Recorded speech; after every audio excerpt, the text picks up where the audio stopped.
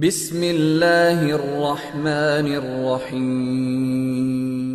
رب کو منا گئے دیوبند کے ستارے، دنیا پہ چھا گئے ہیں دیوبند کے ستارے۔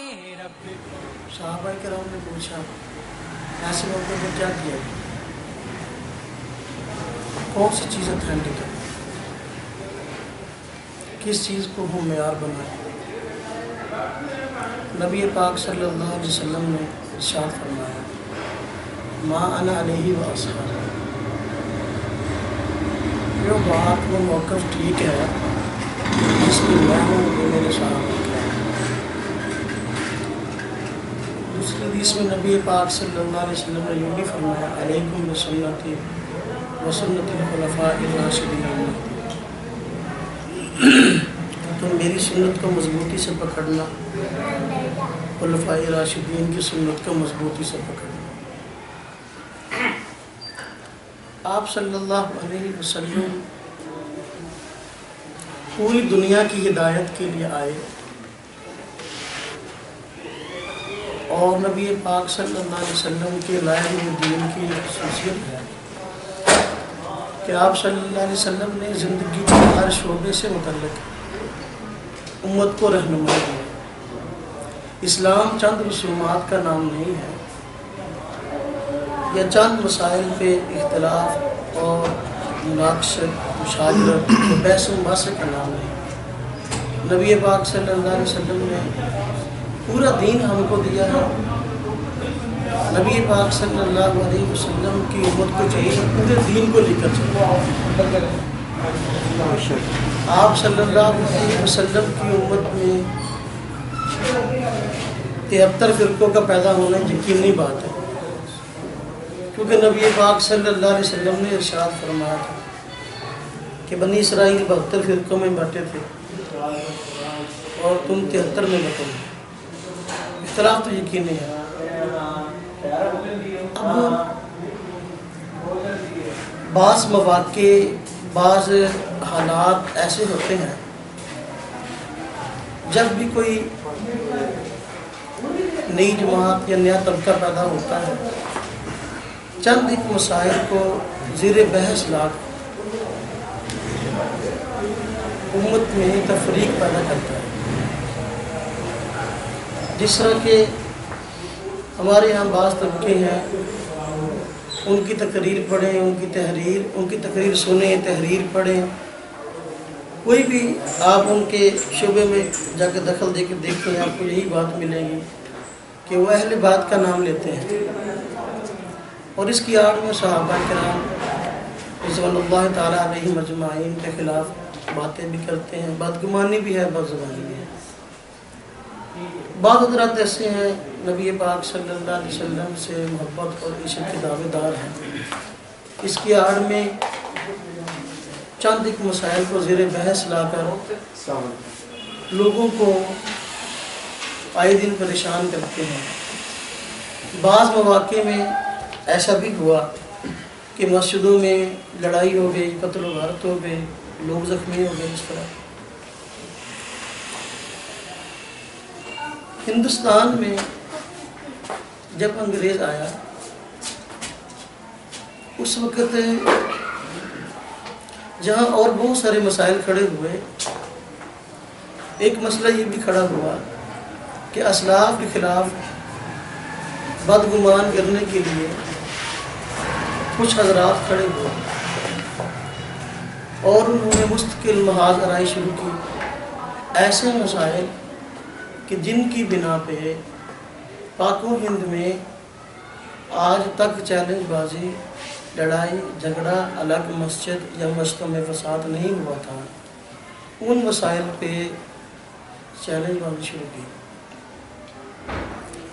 اہل حدیث بھائی ہیں، میں صراحتاً بات کرتا ہوں تاکہ بات کے بہانے نہ رہے۔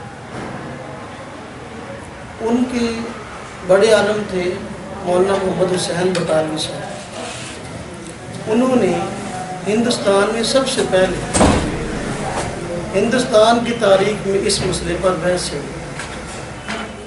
اس سے پہلے جو مسائل آج ہم سننے یا سمجھنے کے لیے اکٹھے ہوئے ہیں ان میں اس پہ کبھی بحث نہیں ہوئی. انہوں نے قریباً 10 مسائل کو لیا اور اس پہ چیلنج.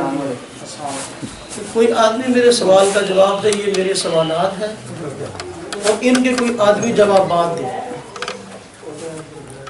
ہمارے اکابر کا شروع سے ہی طرز نہیں کہ وہ چیلنج بازی والا طرز اختیار کریں، محاذ آرائی والا طرز اختیار کریں.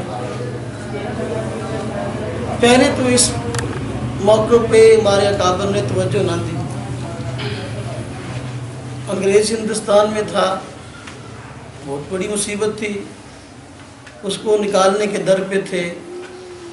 لیکن جب بار بار ان مسائل پہ اصرار ہوا، مولانا حسین احمد بٹالوی صاحب اشاعت السنہ کے نام سے رسالہ نکالتے، اصرار کیا گیا کہ میرے سوالوں کو جواب دیں. اور شیخ الہند رحمۃ اللہ علیہ نے ادلہ کاملہ کے نام سے ان سوالات کے جواب دیے، اور 10 سوال انہوں نے پیش کیے تھے، ان کے جوابات تفصیل کے ساتھ پیش کر دیے. جب جوابات آئے، مولانا حسین احمد بٹالوی صاحب جو اہل حدیث حضرات کے بڑے عالم ہیں، انہوں نے اپنے ایک معتمد ساتھی، اور میں ان کا نام لیتے ہوئے مجھے ذرا چارٹ سی محسوس ہو رہی ہے، احسن امروہی صاحب، ان کو کہا کہ آپ ادلہ کاملہ کا جواب لکھیں. یعنی حضرت شیخ الہند نے جو 10 سوالوں کے جواب دیے، آپ اس کا جواب لکھیں. احسن امروہی صاحب اہل حدیث حضرات کے بڑے علماء میں شمار ہوتے تھے. انہوں نے اس کا جواب لکھا مصباح الادلہ کے نام سے. جب حضرت شیخ الہند نے ادلہ کاملہ لکھی، ہونا تو یہ چاہیے تھا کہ بٹالوی صاحب خود اس کا جواب دیتے، کیونکہ سائل وہ تھے. لیکن جب احسن امروہی صاحب نے مصباح الادلہ کے نام سے اس کا جواب لکھا، حضرت شیخ الہند نے خود بعد میں ایضاح الادلہ کے نام سے اس کا جواب لکھا، مصباح الادلہ. اور اس میں حضرت لکھتے ہیں کہ میں کافی دیر تک انتظار میں رہا کہ شاید کہ بٹالوی صاحب خود میری کتاب کا جواب دیں گے. لیکن انہوں نے اپنے رسالے اشاعت السنہ میں یہ کہہ کر بات پوری کر لی کہ میری طرف سے احسن امروہی صاحب نے جواب مصباح الادلہ کے نام سے دے دیا ہے، اور میں اس کو کافی سمجھتا ہوں، اب دینے کی ضرورت نہیں ہے. اب وہ احسن امروہی صاحب جنہوں نے یہ جواب لکھا، آج وہ جواب مارکیٹ میں موجود نہیں ہے. شاید وہ کتاب کسی کو ڈھونڈنے سے بھی نہ ملے. ہندوستان کے کسی قدیم کتب خانے میں پڑھی ہو، سو پڑھی ہو مصباح الادلہ کے نام سے. اب وہ مارکیٹ میں نہیں چھپتی. حالانکہ مولانا حسین بٹالوی صاحب نے خود کہا تھا کہ میری طرف سے جواب حضرت شیخ الہند کو احسن امروہی صاحب نے دے دیا، لیکن اب وہ کتاب نہیں چھپتی. آپ حضرات کہیں گے وہ کتاب کیوں نہیں چھپتی؟ کتاب اس لیے نہیں چھپتی کہ احسن امروہی صاحب جن کو اہل حدیث علماء اور عوام احسن المناظرین کہتے تھے کہ سب سے بڑے اچھے مناظر ہیں، وہ بعد میں مرزائی ہو گئے. بعد میں مرزا قادیانی کی تائید میں انہوں نے مختلف کتابیں لکھی. میرے پاس خود کتابیں پڑھی ہیں. ان کی ایک کتاب مستقل مرزائی ہونے کے بعد کی ان کی کتاب ہے، جس میں انہوں نے ثابت کیا ہے نبی پاک صلی اللہ علیہ وسلم کے بارے میں جو خوشخبری ہے حضرت عیسیٰ کی زبانی کہ میرے بعد پیغمبر ہوں گے، اسمہ احمد، ان کا نام احمد ہے. انہوں نے اس موضوع پہ کتاب بعد میں لکھی کہ احمد اگرچہ نبی پاک صلی اللہ علیہ وسلم کی ذات بھی مراد ہے، مرزا قادیانی بھی اس سے مراد ہے. اب وہ مرزائی ہو گئے، مرزائی ہونے کی حالت میں ان کا انتقال ہوا. اب وہ کتاب ناپید ہے. اس کتاب میں جو کہ یہ بحث جب شروع ہوئی میں وہاں سے بات شروع کی ہے. ہمارے آج کی بحث نہیں ہے جو کہ ہم آج بھی اکٹھے ہوئے کتابیں لکھ کر ایک دوسرے کی تسلی کرائیں یا کریں، اس وقت کی بات ہے. مصباح الادلہ کتاب ٹھیک ہے، مولانا احسن امروہی صاحب اگر وہ مرزائی ہو گئے لیکن کتاب تو چھپنی چاہیے تھے نا. مولانا حسین بٹالوی صاحب نے کہا تھا کہ بھئی یہ اس کا جواب ہے اور کافی شافی جواب ہے, لیکن کتاب نہیں چھپتی. کیوں؟ اس کی ایک وجہ یہ تھی وہ خود مرزائی ہو گئے. دوسری وجہ یہ تھی کہ اس میں جو باتیں کہی گئیں آج کے اہل حدیث بھائی ان باتوں کو ماننے کے لیے تیار نہیں.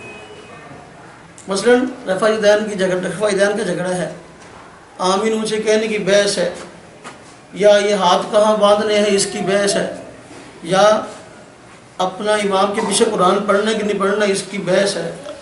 اب انہوں نے جو انداز اختیار کیا تھا آج اہل حدیث بھائی اس انداز کو اختیار نہیں کر رہے. انہوں نے خود اپنی کتاب مصباح الادلہ مصباحات کو تسلیم کیا. ایضاح الادلہ کے نام سے شیخ الہند نے اس کا جواب لکھا. انہوں نے شیخ الہند نے بار بار حوالے دیے کہ آپ کا یہ دعویٰ ہے, ہم خود کہتے ہیں کہ نبی پاک صلی اللہ علیہ وسلم نے رفع دین ہمیشہ نہیں کیا, جبکہ ہماری آپ سے بحث اس مسئلے میں نہیں ہے کہ نبی پاک صلی اللہ علیہ وسلم نے رفع دین کیا کہ نہیں کیا. یہ تو ہم بھی مانتے ہیں, آپ بھی مانتے ہیں. آپ کہتے ہیں کہ ہمیشہ کیا. آپ اس پہ حدیث پیش کیجئے نبی پاک صلی اللہ علیہ وسلم کا اگر امتی ہے, اگر حلال زادہ ہے, تو وہ نبی پاک صلی اللہ علیہ وسلم کی حدیث کے مقابلے میں اپنی رائے کیسے بیان کر سکتا کہ میں اس کو نہیں مانتا. آج اہل حدیث بھائی کہتے ہیں کہ نبی پاک صلی اللہ علیہ وسلم نے پوری زندگی رفع دین کیا, پوری زندگی کبھی بھی کوئی نماز رفع دین کی بغیر نہیں پڑھی. ہمارے فیصل آباد میں ایک عالم آئے, میں چیلنج بازی کی بات کرتا ہوں. چیلنج بازی کہاں تک پہنچی ہے؟ ہمارے یہاں چند افراد کی بات نہیں ہے. فیصل آباد میں ایک عالم ہے نواز چیمہ صاحب, اہل حدیث عالم ہے. فیصل آباد میں انہوں نے چیلنج کیا کہ جی جو آدمی رفع دین نہ کرنے کی حدیث دکھائے گا میں اس کو گاڑی کی چابی انعام دوں گا. یہ ان کے لیٹر پیڈ پہ ان کی تحریر میرے پاس موجود ہے. رفع دین نہ کرنے کی حدیث دکھائے گا میں اس کو گاڑی کی چابی انعام دوں گا. میں نے ایک جلسے میں کہا, میں نے پہلے تو جن بھائیوں نے اس کو بلایا تھا مولوی صاحب کو, میں نے کہا بھی ان کو کہو کہ یہ بات تم لکھ کر دو, جو زبانی کہی ہے لکھ کر دو گے تو آپ کو بھی پاسداری کرنی آسان رہے گی, ہمیں بھی پاسداری کرنی آسان رہے گی. تو کافی دیر تک تو لہد و لال ہوتا رہا, لکھ کے نہیں دیا. پھر جب حدیث بھائیوں نے اس سے اصرار کیا کہ آپ لکھ کے دیجئے کہ ہم سے دوسرے حضرات مطالبہ کرتے ہیں, انہوں نے اپنے لیٹر پیڈ مرکزی جمعیت اہل حدیث کہ وہ عہدیدار ہیں, انہوں نے خود اپنے لیٹر پیڈ پہ جو ہے رکن مرکزی مجلس شورا مرکزی جمعیت اہل حدیث پاکستان, اس میں انہوں نے لیٹر پیڈ پہ خود جو ہے یہ چیلنج لکھ کر بھیجا اور اس میں کہا کہ جی ان کو, میں نے جلسے میں اس کی وضاحت کی. میں نے کہا آپ نے فرمایا کہ میں گاڑی کی چابی انعام دوں گا, تو ایسا نہ ہو کہ حدیث ہم پیش کریں پھر آپ گاڑی کی صرف چابی ہمیں حوالے کر دیں اور گاڑی کا مسئلہ پھر پیچھے رہ جائے. تو آپ چابی نہ دیجیے گا, چابی ہم خود لگوا لیں گے, صرف گاڑی دے دیجیے گا. پھر میں نے کہا حدیث کی روشنی میں ہم اس گاڑی کو متعین کرتے ہیں. نبی پاک صلی اللہ علیہ وسلم نے فرمایا کہ جو چیز اپنے لیے پسند کرتے ہیں اپنے مسلمان بھائی کے لیے پسند کرو. میں نے کہا بھائی جس گاڑی پہ آپ ہیں نا ہم لوگ وہ لیں, جس گاڑی پہ آپ ہیں, آپ پروگراموں پہ جاتے ہیں, ہم وہ لیں گے حدیث کی روشنی میں کہ جب آپ کو اپنے لیے یہ گاڑی پسند ہے تو ہمارے لیے بھی یہی پسند کرنا. گاڑی تو 2 لاکھ کی بھی آتی ہے, گاڑی جو ہے وہ جتنی مہنگی چاہے 20 لاکھ کی لے لو, کروڑ کی لے لو, 2 کروڑ کی لے لو. خیر یہ بات ہمارے پاس پہنچی 16/7/2010 کو. انہوں نے لکھ کر بھیجا, 2-3 دن آنے میں لگ گئے. میں نے اس کا جواب 25/7/2010 میں اپنے لیٹر پیڈ پہ لکھ کے بھیجا. میں نے کہا بھائی ٹھیک ہے, اگر آپ نے چیلنج بازی کی, ہمارا طرز نہیں چیلنج بازی کرنا, لیکن اگر آپ کا یہ طرز ہے تو ہم آپ کے چیلنج کو قبول کرتے ہیں. جس طرح کی حدیث آپ پیش کر دیں گے اس طرح کی حدیث ہم پیش کر دیں گے. اگر آپ نبی پاک صلی اللہ علیہ وسلم کے ہمیشہ رفع دین کرنے پر قولی حدیث پیش کریں گے تو ہم قولی پیش کر دیں گے, چھوڑ دیں گے. اگر آپ نبی پاک صلی اللہ علیہ وسلم کے رفع دین کی ہمیشگی پر فعلی حدیث پیش کر دیں گے, ہم فعلی پیش کر دیں گے. ایسا نہیں ہوگا کہ آپ ہم سے مطالبہ کوئی اور کریں اور خود حدیث کسی اور طرح کی پیش کریں. میں نے یہی اس میں تحریر میں لکھا ہے. لیکن وہ دن گیا, آج کا دن آیا. مولانا فیصل آباد ارد و نواح آتے رہتے ہیں, یہ تحریر ان کو ملتی رہتی ہے. اس وقت سے لے کر آج تک انہوں نے اس بات کا جواب نہیں دیا. میں چیلنج بازی کے حوالے سے بات کر رہا تھا. ہم بھی مسئلے کو سمجھنے کے لیے بیٹھے ہیں. ہمارا اس بات میں کوئی اختلاف نہیں ہے کہ نبی پاک صلی اللہ علیہ وسلم نے رفع دین کیا کہ نہیں کیا؟ ہم بھی کہتے ہیں آپ صلی اللہ علیہ وسلم رفع دین کرتے تھے، اہل حدیث بھائی بھی کہتے ہیں کہ رفع دین کرتے تھے۔ جھگڑا کس بات میں ہے؟ وہ کہتے ہیں کہ ہمیشہ کرتے تھے۔ نبی پاک صلی اللہ علیہ وسلم نے یہ رفع دین پوری زندگی فرمایا، کبھی بھی کوئی نماز رفع دین کے بغیر نہیں پڑھی۔ ہم کہتے ہیں کہ اس طرح کوئی حدیث ہے آپ ہمیں دکھا دیں، ہم شروع کر دیں۔ بس میرا جی اب دیکھو ایک بات اس حوالے سے میں نے یہ عرض کرنی تھی۔ دوسرا، نبی پاک صلی اللہ علیہ وسلم سے جو رفع دین ثابت ہے وہ 4 وقتوں میں کل 28 مرتبہ ہے، کل 28 مرتبہ، جبکہ اہل حدیث بھائی صرف 10 مرتبہ کرتے ہیں۔ اب ہم کہتے ہیں بھائی اگر تو آپ نے رفع دین پہ لانا ہے، اگر تو حدیث کو رفع دین والی کو ماننا ہے پھر ساری کو ماننا۔ نبی پاک صلی اللہ علیہ وسلم سے احادیث مستقل موجود ہے کہ آپ سجدے کو جاتے ہوئے بھی رفع دین کرتے تھے، سجدے سے اٹھتے ہوئے رفع دین کرتے تھے۔ نبی پاک صلی اللہ علیہ وسلم ہر تکبیر کے ساتھ رفع دین کرتے تھے۔ نبی پاک صلی اللہ علیہ وسلم ہر اونچ نیچ پر رفع دین کرتے تھے۔ اور خود اہل حدیث بھائیوں نے باقاعدہ اپنی کتابوں میں یہ لکھا ہے، یہ کتاب ہے، اس موضوع پر مستقل کتابیں لکھی گئی ہیں۔ یہ کتاب ہے، اس کی فوٹو کاپی ہونا ہے، ذرا بدل کو اٹھانا نہ پڑے۔ یہ دیکھیں، یہ کتاب ہے فضل الودود فی تحقیق رفع دین للصدور۔ اب یہ کتاب ہے مستقل ہمارے پاس موجود ہے۔ اب اس کا موضوع یہ ہے کہ نبی پاک صلی اللہ علیہ وسلم نے سجدوں کو جاتے ہوئے بھی رفع دین کیا، سجدے سے اٹھتے ہوئے رفع دین کیا، لکھنے والے بھی اہل حدیث بھائی ہیں۔ اور یہ ڈیرا دیکھیں، یہ کتاب ڈیرا غازی خان سے چھپی ہے۔ اسی طرح یہ فتاوی علماء حدیث میرے پاس ہے۔ فتاوی علماء حدیث میں باقاعدہ طور پر پوچھا گیا بھی سجدوں کے جاتے ہوئے جو رفع دین ہے نبی پاک صلی اللہ علیہ وسلم سے ثابت ہے، بتائیں کہ جو اگر اس کو کوئی آدمی چھوڑ دے تو اس کے بارے میں آپ کیا کہتے ہیں؟ حدیثیں صحیح ہے کہ نہیں صحیح؟ یہ فوٹو کاپی ہے، کوئی بھائی لینا چاہے مولانا تنویر صاحب شریف فرما ہے، میں انشاءاللہ ان کو ساری فوٹو کاپیاں دے جاؤں گا، وہ فوٹو کاپی کروا لیں، کوئی مسئلہ نہیں۔ فتاوی علماء حدیث ہے۔ اب یہ اس لیے باقاعدہ طور پر سوال ہوا، انہوں نے کہا جی بالکل ٹھیک ہے، سجدے میں رفع دین ثابت ہے، نبی پاک صلی اللہ علیہ وسلم کرتے تھے، اور اگر آج کوئی نہیں کرتا تو وہ نبی پاک صلی اللہ علیہ وسلم، یہ نہ سمجھ کہ نبی پاک صلی اللہ علیہ وسلم ثابت نہیں ہے بلکہ ثابت ہے، اور یہ 100 شہیدوں کو ثواب والی بات انہوں نے کی ہے کہ جو عمل کرے گا اس پہ یہ ہے۔ ہم ان بھائیوں کہتے ہیں دیکھو اب یہ بھی حوالہ ہے۔ اسی طرح اب یہ کتاب ایک چھپی ہے نماز نبوی کے نام سے، نبی صلی اللہ علیہ وسلم کی نماز۔ ہم سے اہل حدیث بھائی اکثر کہتے ہیں کہ آپ امام حنیفہ کی نماز پڑھتے ہیں، ہم نبی پاک صلی اللہ علیہ وسلم کی نماز پڑھتے ہیں، حالانکہ یہ عنوان ٹھیک نہیں، دیانت دھرنا عنوان نہیں۔ اصل بحث یہ ہے کہ نبی پاک صلی اللہ علیہ وسلم کی نماز سب کہتے ہیں ہم پڑھتے ہیں، ہم بھی کہتے ہیں وہ بھی کہتے ہیں، لیکن ہم کہتے ہیں کہ بڑوں سے سیکھ کر پڑھنی ہے یا اپنی مرضی سے ڈھونڈنی ہے، صرف یہ اختلاف ہے۔ ہم نماز میں اپنے استاد کا نام ذکر کرتے ہیں کہ ہم نے اس استاد سے نماز سیکھی ہے، وہ حضرت اپنے استاد کا نام ذکر نہیں کرتے۔ اب یہ کتاب ہے ناصر الدین البانی صاحب مشہور اہل حدیث عالم ہے، اور ان کو باقاعدہ مجدد تک ان حضرات نے کہا مشکل اس میں کتابیں آئی ہیں۔ اب انہوں نے نماز نبی میں خود لکھا کہ نبی پاک صلی اللہ علیہ وسلم سجدے کو جاتے ہوئے بھی رفع دین کرتے تھے، سجدے سے اٹھتے ہوئے رفع دین کرتے تھے، اور حاشیہ میں باقاعدہ طور پر کہا گیا حدیث صحیح ہے، اور کتاب کو عنوان بھی نماز نبی احادیث صحیحہ کی روشنی ہے، دیکھیں کتاب موجود ہے۔ اسی طرح یہ ایک کتاب ہے اہل حدیث عالم ہے، انہوں نے لکھی ہے نیل المرام کے نام سے۔ اب اس میں انہوں نے خود کہا ہے، یہ کتاب ہے نواب صدیق حسن خان مشہور جو ہے اہل حدیث عالم ہے، انہوں نے خود بھی اپنی کتاب میں نیل المرام ترجمے والی کتاب ہے، لکھا ہے ہر آدمی اس کو پڑھ سکتا ہے۔ الیاس عصری صاحب نے جو شیخ الحدیث ہیں وہ اہل حدیث حضرات کے انہوں نے ترجمہ بھی کیا، انہوں نے کہا ہے کہ ہر شے کی ایک زینت ہے، اور نماز کی زینت ہر تکبیر کے ساتھ رفع الیدین کرنا ہے۔ اب نماز میں تکبیریں 10 تو نہیں، 4 رکعت کے اندر، پھر بھی حضرات ہم سب بھائیوں سے پوچھتے ہیں تم کیوں رفع الیدین نہیں کرتے؟ جب یہ نماز کی زینت ہے ہر تکبیر کے ساتھ، اب کیوں نہیں؟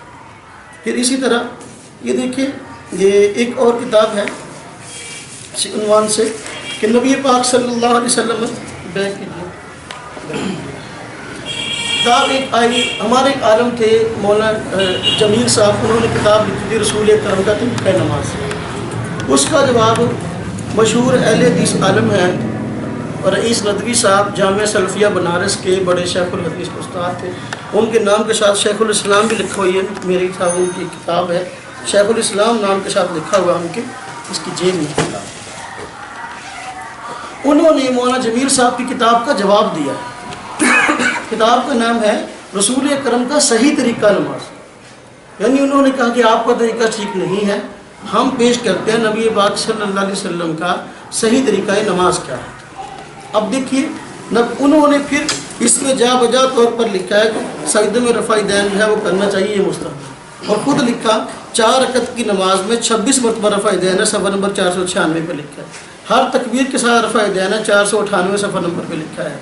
اسی طرح اب نبی پاک صلی اللہ علیہ وسلم تو کہتے ہیں یہ تمام حدیثیں اپنی پہ برحق ہیں. جس طرح یہ آیا کہ نبی پاک صلی اللہ علیہ وسلم رکوع کو جاتے ہوئے اٹھتے ہوئے رفع دین کرتے تھے, اس طرح یہ بھی آیا کہ نبی پاک صلی اللہ علیہ وسلم سجدے کو جاتے ہوئے اٹھتے ہوئے رفع دین کرتے تھے. ہم کسی حدیث کو جھٹلاتے نہیں.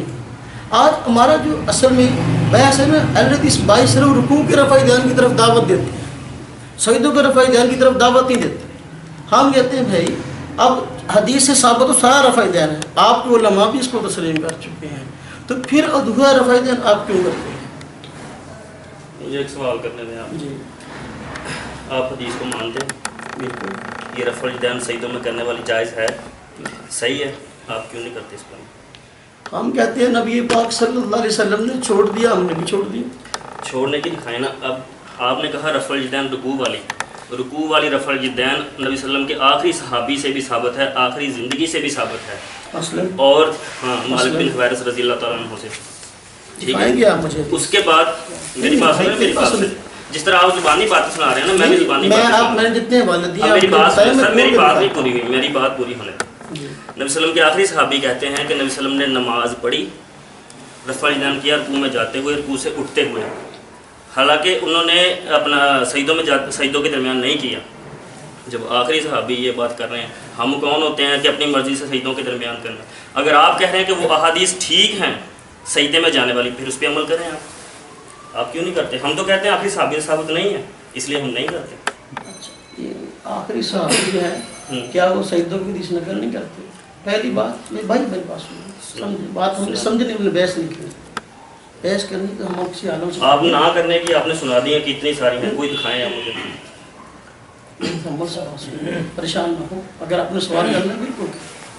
میں یہ بات درج کر رہا ہوں کہ بھائی نے عرض کیا ہے کہ آخری صحابی کہتے ہیں سجدوں میں رفع دین نبی پاک صلی اللہ علیہ وسلم نہیں کرتے تھے, اس لیے رکوع کا ہے سجدوں کا نہیں. ہم کہتے ہیں کہ وہ صحابی حضرت وائل بن حجر ہیں, اس کا کیا ثبوت ہے کہ وہ آخری صحابی؟ وائل بن حجر بھی ہیں, مالک بن حویرث بھی ہیں.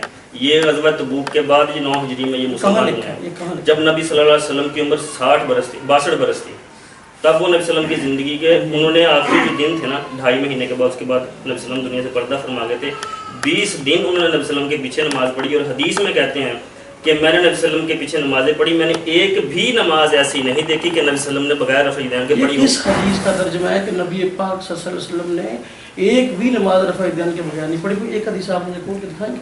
یہ بخاری شریف کہ میں صحابی کہتے ہیں کہ میں نے دیکھیں جی, آپ بزرگ ہیں, آپ عالم ہیں. نہیں, میں عالم لکھی بات سنیں, آپ جو بات کہیں گے نا, آپ جو مجھے کہیں گے میں تو حوالہ کھول کے دکھاؤں گا. دیکھیں اس لیے میں نے عظیم صاحب سے بات کی تھی, میں نے حضرت بھائی عظیم سے بات کی تھی کہ میرے ایک ساتھی نہ ساتھ لانے دے. اس نے کہا نہیں آپ نے اکیلے آنا ہے. جب میں نے اپنی آنکھوں سے دیکھی ہے, آپ تو کہہ رہے ہیں سجدوں والی حدیث ٹھیک ہے, آپ عمل کیوں نہیں کرتے نا؟ میرے بھائی اگر میں جواب دینے کے بغیر بھاگوں, آپ نے کہنا جواب نہیں دیا. آپ میں کہہ رہا ہوں آپ نے جو بات کہی ہے پہلے اس پہ تو کھڑے ہوں. آپ نے کہا ہے نہیں آپ پہلے وہ ثابت کریں نا, آپ کہہ رہے ہیں وہ حدیث سجدوں والی بالکل ٹھیک ہے. آپ کو پتہ ہے یہ بات گفتگو کے آداب میں سے ہے اور گفتگو کے اصول میں سے ہے. جو آدمی کسی فعل کو کرتا ہے پہلے اس کو اپنے دعوے کے مطابق ثبوت پیش کرنا پڑتا ہے. ہم تو رفع دین کے منکر کی ذمہ داری نہیں ہوتی, مدعی کی ذمہ داری ہوتی ہے.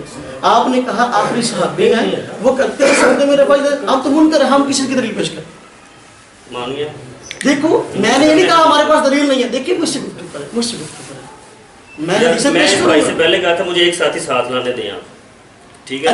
میں نے اپنی آنکھوں سے نبی صلی اللہ علیہ وسلم کی حدیث دیکھی ہے, میں ان کے خلاف میں سب بھائیوں کو ان کی آنکھوں سے دکھاتا ہوں. انہوں نے کہا حضرت وائل بن حجر رضی اللہ تعالیٰ عنہ حضرت مالک بن حویرث وہ ان کے بعد ہوئے ہیں.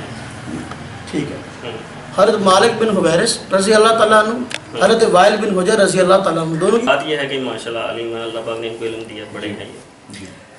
اب ہمیشہ کی بات یہ انہوں نے نیا اندر رکھ دیا, آپشن رکھ دیا اس کے اندر نا, یہ بات ٹھیک ہے نا.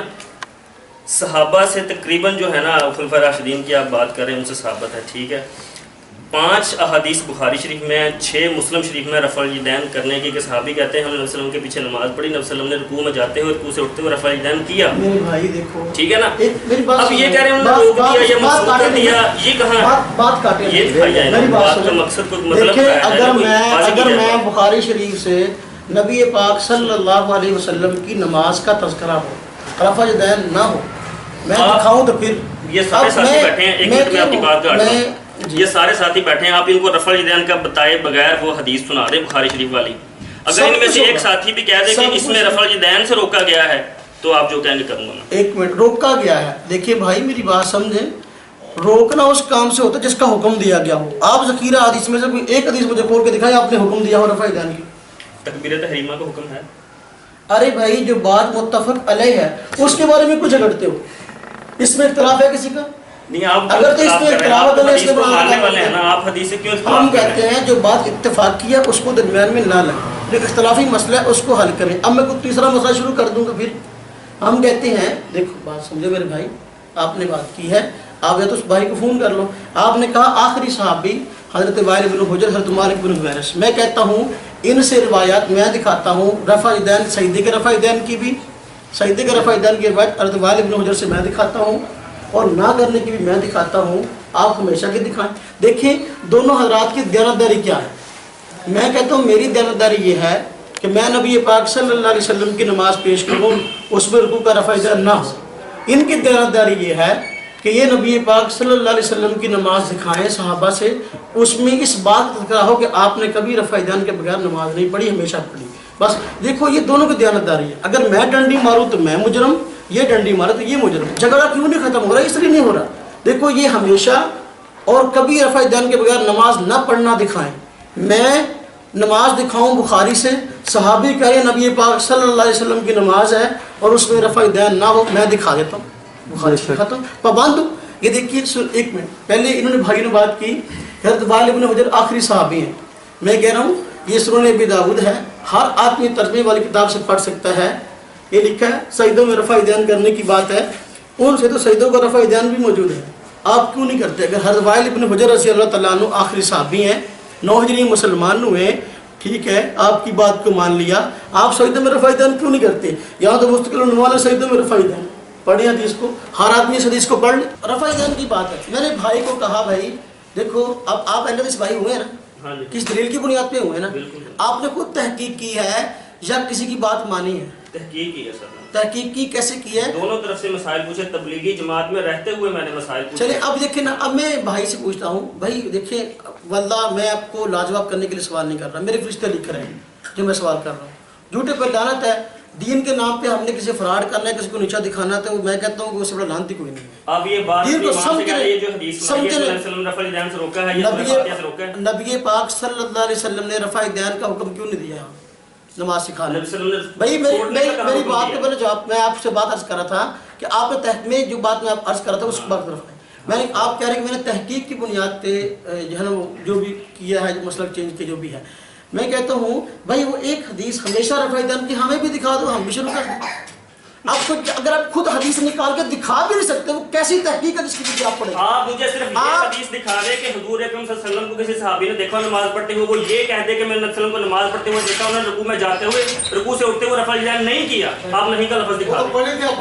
میں نے کہا میرے بھائی میں نے کہا میری دیانتداری یہ ہے، میں نے حدیث سے پیش کی، ایک منٹ میں نے حدیث سے پیش کی ہے، میں نے حدیث سے پیش کی حضرت وائل بن حجر رضی اللہ تعالیٰ عنہ سے روایت پیش کی ہے. میری بات سمجھیے، صحابہ سے ہمیں کوئی اعتراض نہیں ہے. صحابی نبی پاک صلی اللہ علیہ وسلم کی نماز بیان کر رہے ہیں، صحابی نبی پاک صلی اللہ علیہ وسلم کی نماز پیش کر رہے ہیں، صحابہ کرام کی نماز پیش کر رہے ہیں. اور سجود ہی بتاتے ہیں اور کچھ نہیں بتاتے. یار جھگڑا آپ سے کس بات کا ہے؟ رکوع کے رفع الیدین کا ہے نا. جب رکوع کی کیفیت کو بیان کر رہے ہیں، رفع الیدین نہیں بیان کر رہے، ہم کہتے کیوں نہیں بیان کر رہے؟ انہوں نے کہا ہے رکوع کرو، رکوع کرو، رکوع کی تسبیح بتائی تھی. اب رکوع کرو، رفع الیدین کا نہیں کرانا کرو، پھر آپ کیوں کرتے ہو؟ ਇਹ ਇਸਲਾਮ ਦਾ ਮਾਮਲਾ ਇਹ ਸਾਡੇ बहस नहीं करो, ਇਹਦੇ ਵਿੱਚ बात को समझो। ਅਨਾ ਦਾ ये ਮਸਲਾ कि आप जो बताते हैं बाकियों की तरफ सुनता रहूं, बस ठीक है। मैं यार आपकी तरफ यार दोनों की तरफ मैं आपको कहता हूँ आप इधर आ जाए, आप इधर नहीं आते। मैं कहता हूँ आप हमेशा की हदीस पढ़ के सुना दें, आप पढ़ के नहीं सुनाते। एक मिनट, आप मुझे हम बताइए आपके आपकी साथ- तहकीक क्या है? हम आपके साथ, आप मुफ्ती अनवर साहब के पास गए, ऐसे जुड़ के जाके बात देखी, आपको हमने दिखलाई। आप देखिए हमारे मुफ्ती साहब बता रहे हैं, ये बातें मैं देख आप चुका हूं, ये दिखा रहे यार, हैं देखिए ना। हमारे जो हदीस है ये किधर फिट कर अब देखिए ना मेरे भाई, आपने किस कहा बाब में ये दिखा रहे हैं? आप मानो ये सुनने यार, की बाप दाऊद का है नाम बताया, मैं तहकीक कर रहा हूं, पूछ रहा हूं उनसे, मुझे बता दें बस।